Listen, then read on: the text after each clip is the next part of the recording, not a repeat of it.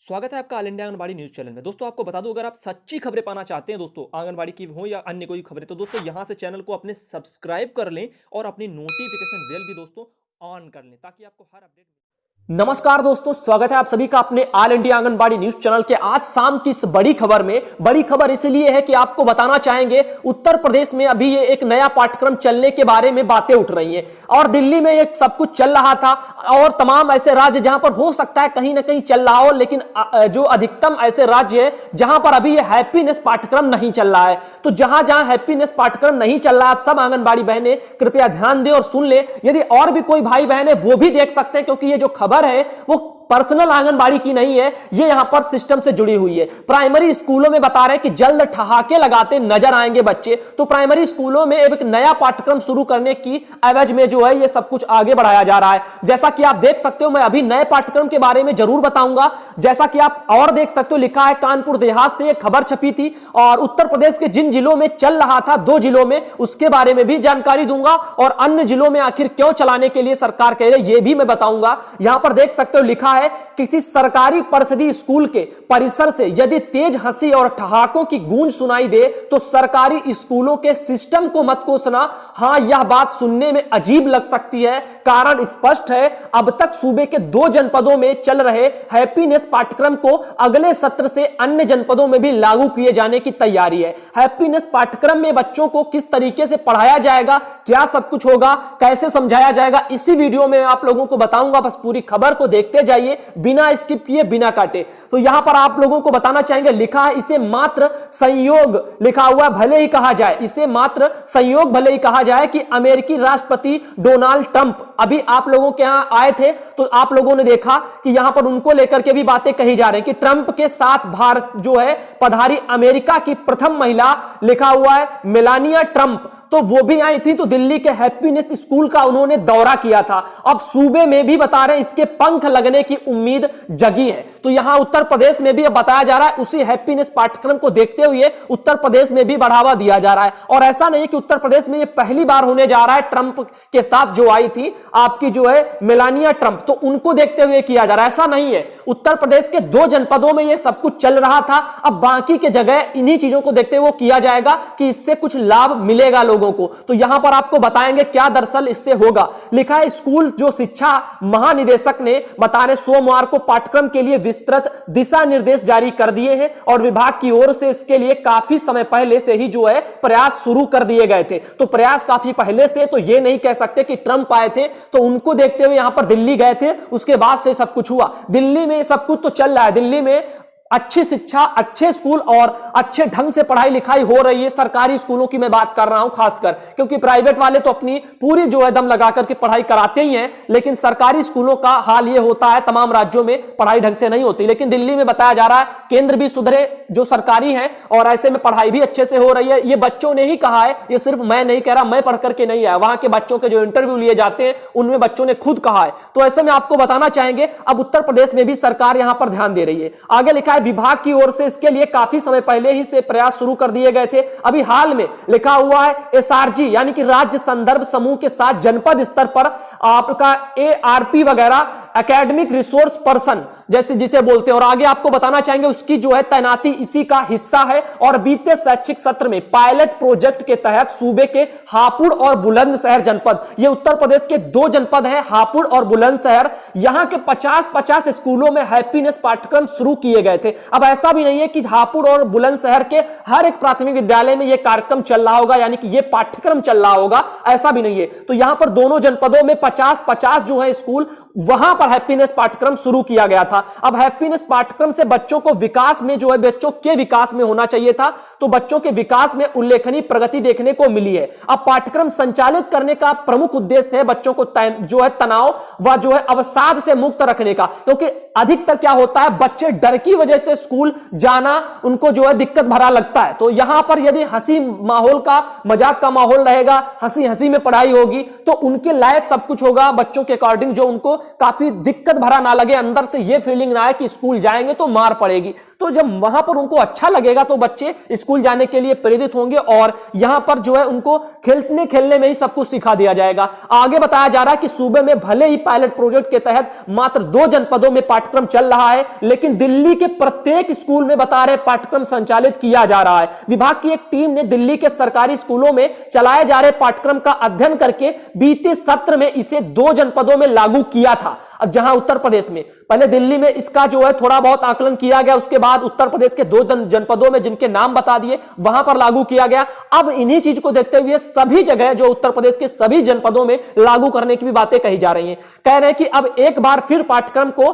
खड़गपुर जो है IIT की ओर से उत्साहजनक रिपोर्ट मिलने के बाद स्कूली शिक्षा महानिदेशक प्रत्येक स्कूल में एक लर्निंग कॉर्नर संचालित किए जाने का प्रस्ताव तैयार उन्होंने किया है। अब हम बात करने वाले सीधा हैप्पीनेस पाठ्यक्रम के बारे में। अभी तक तो आपने पूरा मैटर समझ लिया, क्या था हैप्पीनेस पाठ्यक्रम और क्यों ये इतना जरूरी है और कहां-कहां चल रहा था उत्तर प्रदेश में, आखिर कैसे इन्होंने पहुंच बनाई और 2 जनपदों में चल रहा था, बाकी के जनपदों में कहने के लिए अगले सत्र से प्रयास किए जा रहे हैं। अब ये हैप्पीनेस पाठ्यक्रम के बारे में आप लोग जरूर जान लें और उसके बाद में भाई बहनों वीडियो यदि देख रहे हैं तो प्लीज लाइक कर दीजिए। बहुत से भाई बहन ऐसे हैं जिनको हमें कहने की जरूरत नहीं होती, वो वीडियो बाद में देखते हैं, वीडियो पर आते ही वो पहले लाइक कर देते हैं और कमेंट कर देते हैं। यहां पर आपको बताना चाहेंगे, लिखा है बच्चे दयालु बने, शांत रहे, गुस्सा घृणा जैसे भावों से दूर रहे।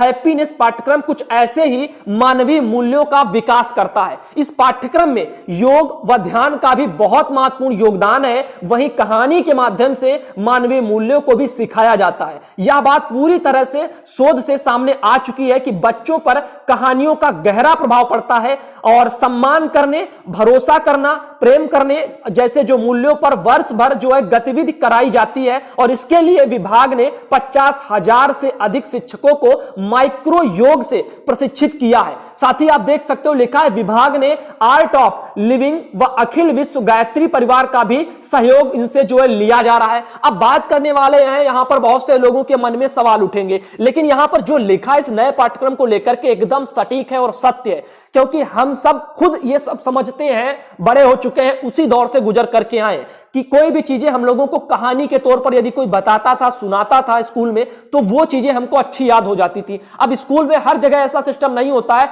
कहीं कहीं के टीचर ऐसे होते हैं जो पढ़ाते हैं, उनको कहानियों के तौर पर सब कुछ सिखाते हैं। अब मान लीजिए जो कहानी लायक चीजें होंगी वो ऐसे बढ़ाई जाएंगी, मैथ वगैरह थोड़ी ना कहानी के तौर पर सिखा सकते हैं। तो यहां पर कुछ ऐसी चीजें हैं जो बच्चों के काम की होंगी, वो कहानियों के तौर पर सिखाई जाएंगी। अब ऐसे ही आप लोगों को याद होगा, बच्चे कितने भी छोटे हों, आप उनको दादा दादी के पास बैठा दो, उसके बाद में वो लोग कहानियां सुनाते थे, हर एक कहानी बच्चों को याद रहती थी। वही चीजें जब कविता किताब से बच्चे पढ़ पढ़ के याद करते थे तो सैकड़ों बार उनको जो है रट्टा मारना पड़ता था, बार बार दोहराना पड़ता था, फिर भी जो बच्चे भूल जाते थे। तो ये होता है क्योंकि वहां पर दिमाग जो है वो केंद्रित नहीं रहता। जब बच्चा किताब लेकर के पढ़ता है तो पूरा फोकस उसका किताब पर नहीं होता, और किताब पर होता है तो आंखों का पूरा फोकस होता है किताब पर, उन शब्दों को देखने का, लेकिन उसके दिमाग पर पूरा असर नहीं होता, वो कैप्चर नहीं कर पाता है उन चीजों को कि दिमाग में इसको रोक करके रखना है। जब हम किसी से सुनते हैं कहानी के तौर पर तो उन चीजों को अपने, हमारा दिमाग तब काम करता है, हमारी आंखें काम नहीं करती। तब सुनते हैं तो ये कान काम करते, साथ में दिमाग काम करता है उन चीजों को याद रखने में, और जैसे जैसे कोई सुनाता चला जाता है तो हम लोग उसको इमेजिन करते चले जाते हैं, किसी चीज से रिलेट करते हुए कि हाँ हाँ ऐसी कहानी थी, ऐसा ऐसा हो रहा था, फिर हमको वो चीजें याद हो जाती हैं। सेम कंडीशन यहां पर भी होगी, बच्चों को जो है कहानियों के तौर पर इसी तरीके से जो माहौल बनाया जाएगा और ऐसे ही पढ़ाया लिखाया जाएगा। ये चीज जो है हापुड़ के और बुलंदशहर के 2 जनपदों में, उत्तर प्रदेश में भी 2 जनपदों में चल रही थी, अब बाकी के जनपदों में भी इसको लागू करने की बात है, और खासकर दिल्ली में अरविंद केजरीवाल सरकार, वहां पर ये चीजें बता रहे हैं कि पहले से चल रही थी। तो शिक्षा का यदि देखा जाए, परख की जाए शिक्षा की, तो गुणवत्ता वगैरह यहां पर दिल्ली की, तो दिल्ली में आप सब लोग बेहतर ढंग से जानते हैं। अब इन्हीं चीजों को देखते हुए भाई मुख्यमंत्री जो हेमंत सोरेन थे, उन्होंने भी एक बात कही थी कि हमारे वहां पर जो है हम दिल्ली के केजरीवाल से भी अच्छे स्कूल बनाएंगे, और ये बहुत खुशी की बात है कि वो बनाए। सिर्फ जो है अन्य लोगों की तरह ये कह दें उसके बाद पूरा ना हो पाए तो फिर लोग इसको क्या समझेंगे, जुमला समझेंगे। तो ये चीजें बहुत समझने लायक है। यदि उन्होंने कहा है और वो करके दिखाएंगे